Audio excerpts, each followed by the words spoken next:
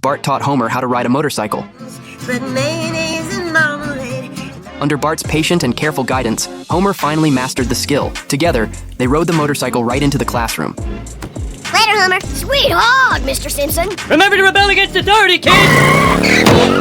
Homer became so obsessed with his motorcycle that he couldn't let it go. He even started making engine noises as a voiceover while the preacher was praying, making it impossible for the sermon to continue. The motorcycle had become an inseparable part of Homer's life. Even when he went to sleep, he couldn't bear to turn off the engine. Under Homer's devoted care, a genuine bond seemed to form between man and machine. Eventually, Homer and his friends decided to form a gang. They called themselves the Hell's Satans. They rode their bikes without a care in the world, even going as far as to taunt the police. The gang eventually became famous and even made the cover of a magazine. However, this fame sparked envy in another real motorcycle gang.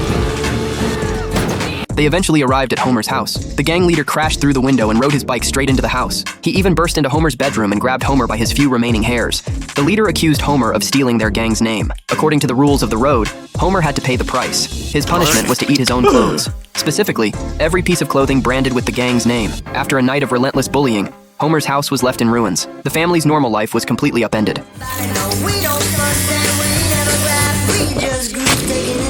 Homer tried to secretly call the police, but the officers were still holding a grudge over his previous taunting. The gang members were impossible to get rid of. Marge was even forced to cook for them and do their laundry. Finally, the gang decided to leave, but they took Marge with them. Could you at least tell me what you're planning to do with me? Oh, don't worry. You're completely safe. None of us find you sexually attractive. As her husband, Homer had no choice but to go on a quest to find her. But the road to finding her was paved with frustration. Homer went into a bar to ask about Marge's whereabouts, but no one paid him any mind. He tried to use brute force to get answers, but it was useless. He was promptly kicked out of the bar. Despite being thrown out time and time again, Homer never lost his resolve to find his wife. Okay, we kind of got off on the wrong foot there. Long story short, my old lady was... He changed his strategy and began asking around all along the road.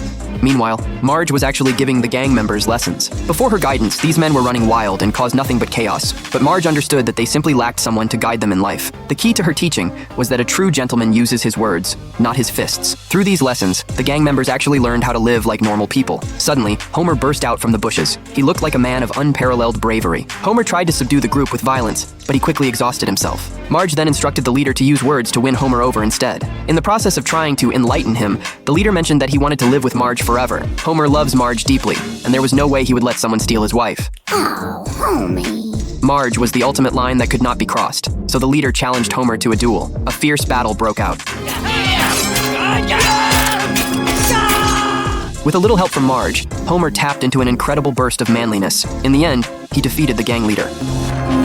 Give me back my wife! Finally, Homer rode his motorcycle back home, but before heading back, he had one last thing to do. He stopped by the bar where he had been bullied to steal some beer. Go, go, go!